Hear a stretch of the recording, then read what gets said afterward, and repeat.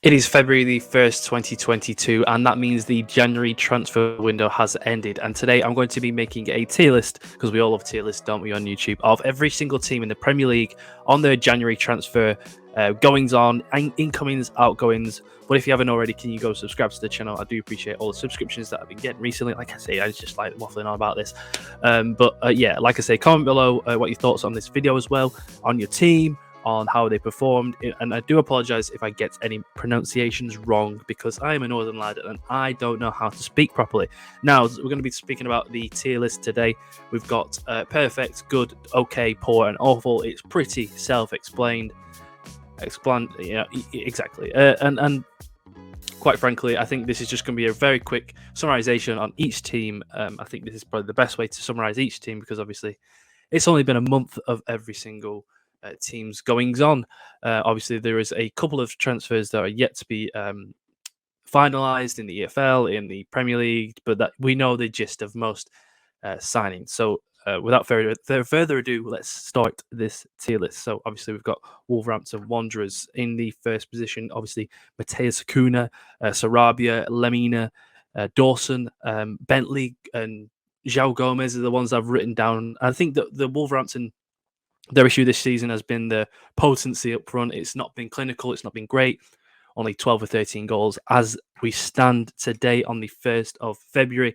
And I think that the signing of Cunha and Sarabia especially is they're really good signings. I think that obviously because they are one of the teams down there and we know the weaknesses of Wolverhampton this season, this is the perfect couple of signings for them. Obviously the signing of Craig Dawson, a bit of experience at the back, as well as having an English player, which I know they struggle to get at the minute. Obviously we know the logistics over the British players, the limits. I think that Wolverhampton were close to that. So getting Craig Dawson for about 3 million, again, is perfect. Obviously, the outgoings are Guedes and Silva, pretty bit players. And I think that Guedes hasn't really performed well in the Premier League so far. And Silva, yeah, well, that's a failed signing as signings go. Next up, we've got Liverpool FC, and I think there's only one, isn't there? There's Gakpo that came in. The midfield options are still a issue at Liverpool, and nobody came out of notes. You know, and I won't say the loans or the ones that didn't really make much like transfer headlines. I'll just say the main ones. So for Liverpool, it's just Gakpo and nobody out. So not getting a midfielder is pretty poor, but I think that they're still holding out on Jude Bellingham, and I think that to get him at a price that he probably will be in the summer rather than a premium right now, which I probably will speak about with another club that spends a lot of money in a second. I think that I've got to put him in okay. It's not poor, it's not great, it's not perfect, it's not awful. I just say it's going to be lower okay or top of poor. Next up is Southampton, and I've got my notes down here. Southampton brought in Orsic, Alcaraz, James Me, Suleimana, and Onachua. What a name that is, from Genk. And I think that obviously the naivety of Southampton this season is probably why they are bottom of the league. And obviously with no goings out, adding a bit of depth in their squad can only help. I've got to put them in good. I don't think it has been a poor transfer window, and I think that getting Onachua, especially on transfer deadline day, in itself was credit to Nathan Jones. Hopefully it can revive them a little bit, but I still think that they are susceptible on the counter and on the break. And ultimately, I think they are probably one of the poorest teams in the league, obviously, because they're in bottom place. That's easy to say. It's a calm take, but that's what I think. So I'll put them in good anyway. A few great signings there. Next up is Leeds United. They've brought in a couple of Americans with McKennie, especially on loan from Juventus. And I think that it's an okay signing, but I think ultimately you've still got the issues of the depth that they still don't have. They got rid of Llorente on loan, Gelhardt on loan, and I think they still need maybe a striker, maybe a centre back. It hasn't been poor, but it's just got to be okay. It's been better than Liverpool's, I'd say, just about. Let's just put them there. Yeah, and they're the first four teams. I hope we're all having a nice little listen to this video. Just a bit more of a quicker one. West Ham United is next, and Danny Ings is the only of note signing. Obviously, West Ham United have struggled up top this season, and they've struggled in general in 2022. And I think that getting Danny Ings from Aston Villa for around 15 million is a great signing. We know he's a proven striker in the Premier League at this moment. Getting rid of Craig Dawson as well. He's probably it's a good signing for Wolves, but I think West Ham are above that a little bit, aren't they now? And I think that if Moyes can get him going with Danny Ings up top because they needed a striker all this season, I think it has been a decent transfer window. Granted, they probably needed another striker on top of that, so I'm going to say it's been okay.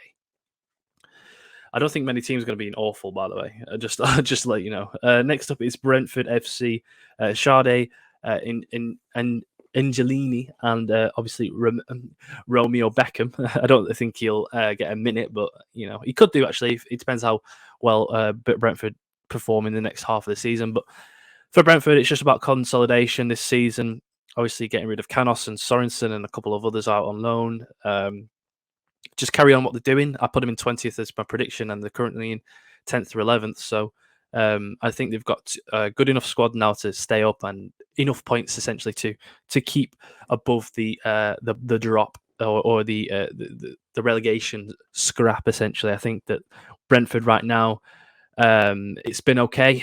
It's nothing more than needs to be said about Brentford. I don't think there's much in terms of signings, not much in terms of outgoings. Just keep going like you were. So next up is Chelsea FC. Chelsea FC, obviously the big hitters this summer, and we'll zoom in on my face for this one. So Chelsea FC have obviously signed Enzo Fernandez for 106 million, Mudryk for 88 million, Badacelli for 35 million, for Fofana on a free, João Felix on loan for 11 million, Madueke, Noni from PSV for 29 million, and Malo Gusto as well, who's signed for 26 million, who's gone back out on loan to Lyon. And I think it's just a scattergun approach, but I think that one of these signings is going to work. It's just the fact that they've spent so much for maybe a sixth place spot. I think essentially it seems like a lot of wasteful money being spent, and if they don't get that Champions League place, then it's going to be a worry. I think it probably is right to back Potter right now. I think obviously going on the other side of it, you've got to back the manager that you've just brought in and sack the one that got you the Champions League. So you've got to back this one, believe in what he wants, believe in what he says and the tactics that he wants. Obviously getting rid of Jorginho to a rival is probably not ideal. 12 million to Arsenal, it seems like a steal right now. Everything seems to be going their way at the moment, and Chelsea letting go to Jorginho, I don't think many Chelsea fans will be unhappy about that, other than the fact it's going to Arsenal. But the issue with the FFP right now, I think that obviously you can spread out these transfers for how long your contract is. So if Mudryk's is 88 million and it's an 8-year contract, you can spend 8.8 million a season. That's how they're getting away with it. And when they sell Jorginho, you sell it all in that one time. So essentially, that's the loophole that they've got. And I think that ultimately FFP is going to change because of the way Chelsea have been exploiting it, intentionally so. And fair play to them, they found the loophole, but it seems a bit immoral. So I'm gonna say poor, just because of how knee-jerk it seems, how reactionary it seems. And I think that I don't think it, in fact, improves the squad. Enzo Fernandez for 106 million after one half a good season seems very, very risky. Next up is Manchester United. Now, Manchester United brought in Jack Butland, obviously a big signing. Wout Weghorst from Burnley on loan, and Sabitzer because Eriksen was injured. And obviously, getting rid of Ronaldo this season seems like the one that, that basically puts you in a good category already. Get rid of Ronaldo and look at Marcus Rashford since Ronaldo's left. He seems free, doesn't he? He seems open. He seems alive at the minute, and he seems like the player that we thought we would have a couple of seasons ago. I know he had his injury. He's quite a serious injury. But getting rid of Ronaldo already puts you in a good. Does that put you in a perfect? Sabitzer instead of Ericsson is a great signing. Wakehorst is okay. I think people underestimate him just because he was at Burnley. Jack Butland, it's good to have an English player in a squad, even though just for the numbers. So I'm going to put him in good. I'm not sure if any team's going to be imperfect. It has to be. It isn't like the summer transfer window, is it? In terms of you can spread it out over a couple of months. I'm about to sneeze. I'm about to sneeze. No. Okay. Next up is Fulham FC. Obviously, they brought in Lukic, Cedric Suarez from Arsenal, and Shane Duffy from Brighton. And they let go of Shalaba and Onoma. And again, it's like Brentford. I'm going to put him in good, though, because the signing of Lukic is a class signing. I think that it's underestimated how well Fulham have been this season under Marco Silva. Mitrovic is on fire. And, just carry on what they're doing. Not letting anyone go that they need to. João Palhinha in midfield is looking incredible. He's probably one of the shouts for player of the season for Fulham and also team of the season for the Premier League. It's just a bit of a rogue shout, but that's one I believe. But easy one again. Fulham in good, and that's easy enough. Next up is Bournemouth FC. Now Bournemouth FC brought in Aouatra from Laurent. Again, I do apologise if I say it wrong. Randolph from West Ham, Semenyo from Bristol City, Vina, Traore. They let go of Jamal Lowe, let go of Pearson, and it seems to be the flip reverse of the summer activity because it was so lackluster and so quiet for Bournemouth. There was only a couple of signings, wasn't there? There was only Christie and. Sorry, there was only Fredericks and Rothwell as well. I think that they're really trying to gamble on this campaign now in this January window under Gary O'Neill. I think that not bringing in another manager other than Gary O'Neill is pretty poor. But other than that, I think it's been okay. So I'm going to put him in okay, just above Liverpool. Obviously going to be at the bottom of okay. They might even go down to poor at some stage. Next up is Arsenal FC. A couple of signings, Trossard from Brighton for 27 million, Jorginho for 12 million, and Kiwar 20 million. Letting go of Lokonga and Marquinhos as well are on loan. Again, it's just like Brentford, and it's just like Fulham. Just keep doing what you're doing, and bringing in Trossard from Brighton is a great signing. He's proven in the Premier League now, and I think he can make that step up. I think that good is the way forward for Arsenal this season again. This transfer window, and everything seems to be perfectly going into Arsenal's favour. If they beat Man City in at least one of the two times that they play them, then the league is theirs, and it's very, very exciting for Arsenal FC so far. Next up is Leicester FC, and again, we're just rustling through these teams now. Christensen, Tete, Apoku, I think, and Sutar from Stoke FC for 15 million. I think that one was a bit more of a panic buy. They needed a centre back. They need defenders essentially. They let go of Perez and Brighton out on loan and transfers respectively. They're a lot better than they were at the start of the season. Signing a couple of players now, which is great to see because obviously in the summer they didn't trust Brendan Rodgers this season. It was a bit of a weird one with that in that regards. I think that bringing in Christensen and Sutar, especially, as well as Tete, obviously, from Shakhtar Donetsk, just adds to the team. It's the 3 or 4 very strong signings, and I think that can only mean that it improves the squad, which means they can go in good. Next up is Manchester City. Quite a weird transfer window, especially in the last couple of days. João Cancelo, obviously being the biggest point. Not many got in terms of ins. Perone coming in from Velez, but Cancelo going out on loan to Bayern Munich. It's a weird one because last season he was the best left back in the league, and now he's getting pushed out for an 18-year-old that nobody's really heard of before this season. So I've got to put him in poor. I don't think we can put him in anywhere any higher than that.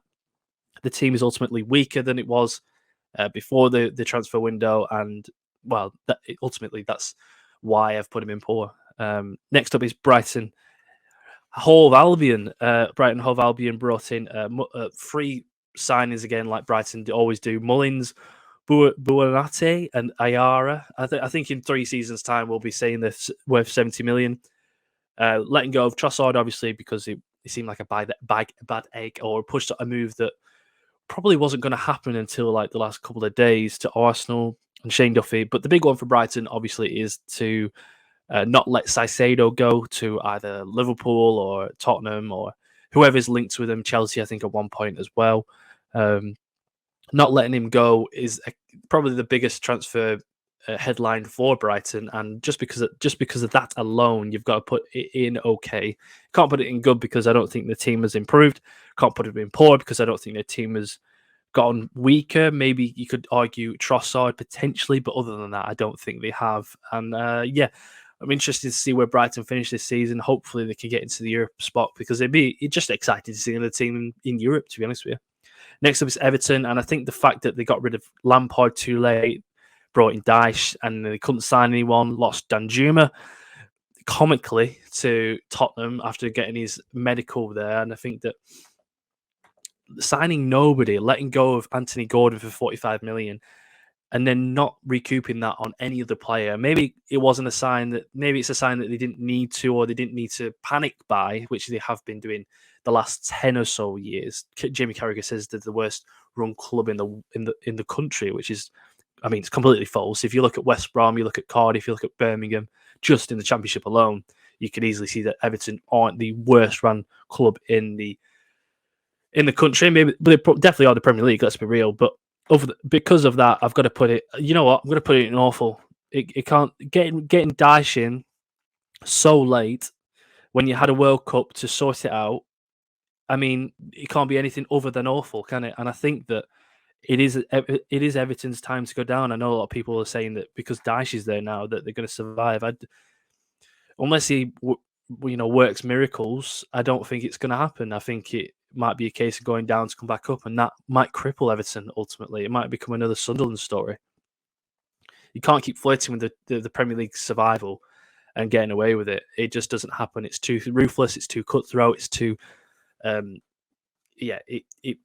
it's too honest of a league to allow Everton to be like this for this long period of time. And that's why I put him in awful. Newcastle United is next. Obviously, we talked about Gordon leaving. Newcastle United bought Gordon for 45 million, currently in the top 4 as we speak. Also got Garang Kuhl from the Australian League.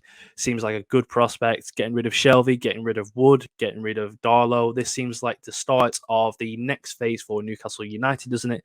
Getting rid of the old firm and getting the new guns in with Anthony Gordon for...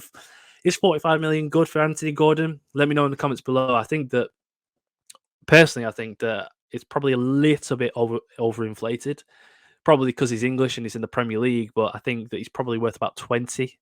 If he had a different background or a different nationality, he would not be worth 45 million. So Everton maybe have done well in that, but they obviously didn't buy anybody, so they can't be in anything other than awful. I'm going to put Newcastle in okay. Just consolidate as well, like Brentford, like Fulham, like Arsenal. Just keep doing what you're doing. Don't divert from it, because why should you? They've had a perfect season so far. Hopefully, we'll see them in the Champions League as well. That'd be fun to see. Newcastle United in the Champions League. Sorry, I'll show you the tier list again. Next up, final 4. Now we got Nottingham Forest. Now Forest.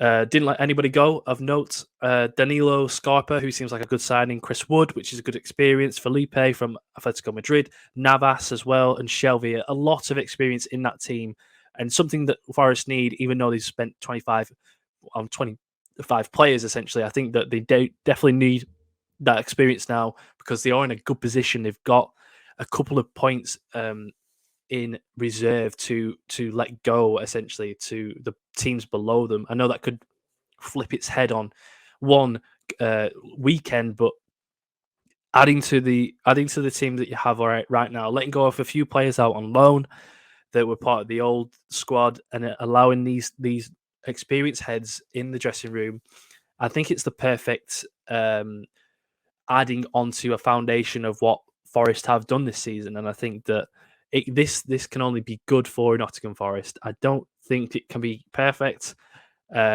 Granted, at the end of the season, we might be talking about how perfect it was because nobody expected Forest to survive, other than the fact they spent all that money. And then obviously Steve Cooper had a bad period. Everyone thought he was going to get sacked, and he seems to have calmed down a lot more. And as we speak tonight, they're in they're in a semi-final of a Carabao Cup. I know they're probably going to get knocked out because they're 3-0 down, but it's still a very, very good season for Nottingham Forest. Final three now. First of them, final three is Aston Villa, bringing in Moreno, probably to replace Digne, who has had a poor season, to be honest with you. Moreno from Real Betis and Duran from Chicago, and letting go of Danny Ings, who probably has had his poorest period of time in professional football at Aston Villa. I think that a fresh mindset for Danny Ings is good for West Ham, good for Aston Villa, good for Danny Ings. It's good for every party involved. So to get 15 million for a player that's, quite frankly, just past his peak, maybe just on the tip of his peak, is a good deal for him. And I think that having Unai Emery, a manager who has been class this season, or just throughout the seasons other than at Arsenal, that in itself can only mean that you're in okay. I'm going to put you in okay, though. I'm not going to put you any higher than that, to be honest with you, because I don't think your team's necessarily improved or got worse. Like I say, that's why they're in okay. Next up, second and penultimate is Crystal Palace, and this is very similar to Brentford. I'm going to quickly just put him in okay as well. Bringing in Lokonga and Amada, letting go of Butland. Not much to say, really. Shoring up that midfield with Lokonga seems like a decent signing for all involved. Arsenal can let him go. Palace need that centre midfielder because they've had a couple of injuries in the centre midfield role. And yeah, I think that Patrick Vieira is showing his qualities as a manager with this new style of play that Crystal Palace have, this new expansive, fluid front four, front three. Yeah, it's all good signs at Palace right now, to be honest with you. And last but not least, and I feel like I'm getting a cold because I've gone quite sniffly right now, is Tottenham Hotspur obviously letting go of Matt Doherty because they were on the limit of the loan moves after letting go of Jed Spence out on loan to the French league. Bringing in Danjuma under the noses of Everton was hilarious, to be fair. And Pedro Porro, what a signing that is. A great signing. I think that's probably the replacement of Spence and Doherty. So for Tottenham this season, like in the summer, it's been a good one. I think it has been a good one. So I'll have to put him in good. Is anybody perfect, though? I don't think they have been. I don't think anybody's been perfect, to be honest with you. So it's been quite a calm take on today. This is the let me just change it over here. This is the tier list to my side here. Obviously, United, Arsenal, Wolves, Southampton, Fulham, Leicester, Forest, and Tottenham in the top bracket. Everton, Chelsea, and Man City, I have decided are in the bottom bracket. But if you haven't already, please can you go and subscribe to the channel. This one's been a very quick-paced tier list. Hopefully, you haven't just been maybe bored of the monotone voice. I do apologise for that. A bit of a cold, I suspect, is coming through my mouth right now. And I will see you all very soon for the just whatever video I think of putting out soon. Hope you've all enjoyed it. Please can you like it? Can you subscribe and comment below your thoughts on this tier list? And I will see you all very soon, like I said. So peace, guys. Cheers.